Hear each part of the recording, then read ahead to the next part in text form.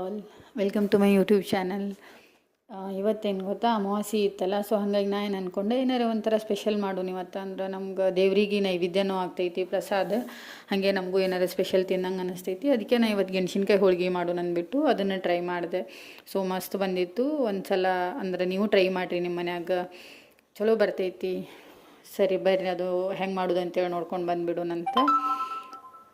So basically ನಾನು ಏನು ಮಾಡೀನಿ, ಒಂದು 250-300 ಗ್ರಾಮ್ ಆಗುವಷ್ಟು ಗೆಣಸಿನ್ಕಾಯಿ ತೊಗೊಂಡಿನಿ. ಅದು ನೀವು ಒಂದು ನಾರ್ಮಲ್ ಒಂದು ಇದ್ರೊಳಗೂ ಕುದಿಸ್ಕೋಬೋದು, ಪಾತ್ರೆ ಒಳಗೂ. ಆದರೆ ನಾವು ಕುಕ್ಕರ್ ಒಳಗೆ ಹಾಕಿನಿ, ಯಾಕಂದರೆ ಜಲ್ದಿ ಒಂದು ವಿಸಿಲ್ ಆಗನ ತೆಗೆದು ಬಿಡ್ರಿ, ಅದು ಚಲೋ ಬೆಂದಿರ್ತೈತಿ ಎಲ್ಲ ನೀಟಾಗಿ.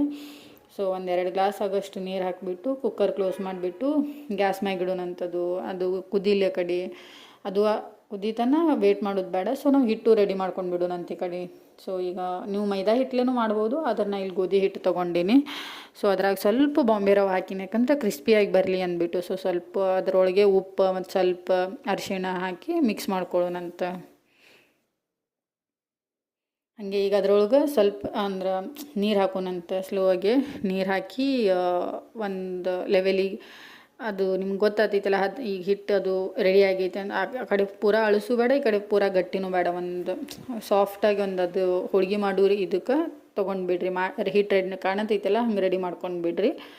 ಈಗ ಅದನ್ನು ಸ್ವಲ್ಪ ಎಣ್ಣೆ ಹಚ್ಚಿ ಒಂದು ಮಿನಿಮಮ್ 15-20 ಮಿನಿಟ್ಸ್ ನೀವು ಅದನ್ನು ನೆನೆ ಹಾಕ್ಬಿಡ್ರಿ. ಒಂದು ಸ್ವಲ್ಪ ಕ್ಲೋಸ್ ಮಾಡಿ, ಒಂದು ಏನಾರು ನಾರ್ಮಲ್ ಕಾಟನ್ ಅರ್ಬಿ ಮುಚ್ಚಿ, ಇಲ್ಲಾಂದ್ರೆ ಇದೋರಿ ಮುಚ್ಚಿಟ್ಟು, ಪಾತ್ರೆಯರು ಮುಚ್ಚಿಟ್ಟು. ಸೊ ಈಗ ನೋಡಿರಿ, ಗೆಣಸಿನ್ಕಾಯಿ ಕುದ್ದೈತಿ ಈ ಕಡೆ. ಅದನ್ನೆಲ್ಲ ಸಿಪ್ಪೆ ತೆಗೆದುಬಿಟ್ಟು ಒಂದು ಪ್ಲೇಟಿಗೆ ಹಾಕಿ ಇಟ್ಕೊಂಡು ಬಿಡೋಣಂತ. ಈಗ ಅದನ್ನು ಸ್ಮ್ಯಾಶರ್ಲಿ ಸ್ಮ್ಯಾಶು ಮಾಡ್ಬೋದು, ಬಟ್ ನಾ ಏನು ಅಂದ್ಕೊಂಡೆ, ಒಂದೇ ಲೆವೆಲ್ ಆಗಲ್ಲ ಅಂದ್ಬಿಟ್ಟು, ಇದು ಕೊಬ್ಬರಿ ತುರೋದು ಮಣಿ ಇರ್ತೈತಿಲ್ಲ, ಅದರಲ್ಲೇ ಗೆಣಸಿನ್ಕಾಯಿ ಎಲ್ಲ ತುರಿದು ಒಂದೇ ಲೆವೆಲಿಗೆ ಮಾಡಿಟ್ಕೊಂಡು ಅಂತೇಳಿ ಅದನ್ನು ಒಂದೇ ಲೆವೆಲಿಗೆ ಮಾಡಿಟ್ಟೀನಿ. ನೋಡಿರಿ ಎಷ್ಟು ಚೆನ್ನಾಗಿ ಕಾಣತೈತಿ. ಅದು ಪೂರಾ ಒಂದೇ ಲೆವೆಲಿಗೆ ಬಂದುಬಿಡ್ತು ಈಗ. ಸೊ ಅದನ್ನು ರೆಡಿ ಮಾಡ್ಕೊಂಡು ಬಿಡೋಣ ಅಂತೀಗ. ಅದು ಸ್ಟಫ್ ಹೆಂಗೆ ಮಾಡೋದು ಅಂತ ಹೇಳಿಬಿಡ್ತೀನಿ. ನೋಡಿರಿ, ಇಲ್ಲೊಂದು ಪ್ಯಾನ್ ಒಳಗೆ ಈಗ 250 ಗ್ರಾಮ್ ಗೆಣಸಿನ್ಕಾಯಿ ತೊಗೊಂಡಿದ್ರಿ ಅಂದ್ರೆ ಅಷ್ಟೇ 250 ಗ್ರಾಮ್, ಇಲ್ಲ ಒಂದು 240-230 ಆಗಟ್ಟು ಬೆಲ್ಲನೂ ತೊಗೊಂಡ್ಬಿಡ್ರಿ. ತೊಗೊಂಡು ಅದ್ರೊಳಗೆ ಒಂದು ಸ್ವಲ್ಪ ನೀರು ಹಾಕಿ ಅದನ್ನು ಹಿಂಗೆ ಬೆಲ್ಲ ಕರ್ಗುತನ ಅದನ್ನು ಮಿಕ್ಸ್ ಮಾಡಿ, ಅದಾಗನ ಈ ಗೆಣಸಿನ್ಕಾಯ್ದು ಈ ಕಡೆ ಇಟ್ಟಿರ್ತೀರಲ್ಲ ಸ್ಟಫ್, ಅದನ್ನು ಹಾಕಿ ಮಿಕ್ಸ್ ಮಾಡ್ಕೋರಿ. ಅದರ ಸ್ವಲ್ಪ ಏಲಕ್ಕಿ ಹಾಕೋರಿ, ಚಲೋ ಆತೈತಿ, ಒಂಥರ ಚಲೋ ಹತ್ತೈತಿ ಬಾಯಿ ತಿನ್ಬೇಕಾದ್ರೆ. ಸೊ ಹಾಕಿ ಮಿಕ್ಸ್ ಮಾಡ್ಕೋರಿ, ಒಂದು ಹದ ಬರುತ್ತಾನ.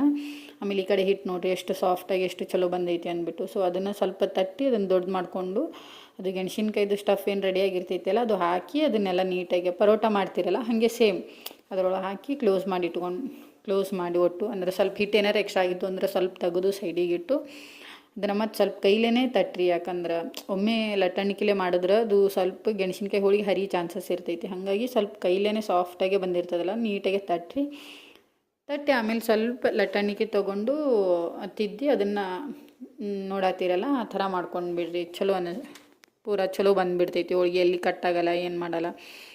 ಈಗ ನೋಡ್ರಿ, ಇಲ್ಲಿ ಪ್ಯಾನ್ ಬಿಸಿ ಆಗೈತಿ, ಅದರ ಹಾಕಿ ಕೆಳಗೆ ಮತ್ತು ಮ್ಯಾಗ ಪೂರಾ ಚಲೋತೆಗೆ ಬೇಯಿಸ್ಕೊಂಡು ಬಿಡೋಣಂತ.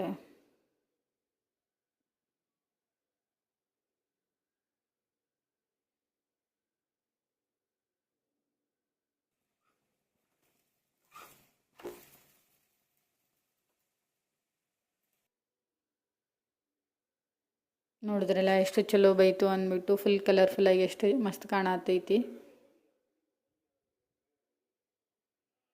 ಸೊ ಇದೇ ಥರ ಉಳಿದಿದ್ದು ಎಲ್ಲ ಹಿಟ್ಟಿಲೆ ಮಾಡ್ಕೊಂಡು ಬಿಟ್ಬಿಡೋಣಂತ. ನೋಡಿರಿ ಎಷ್ಟೆಲ್ಲ ಆಯಿತು ಅಷ್ಟು ಹಿಟ್ಟಿಲೆ.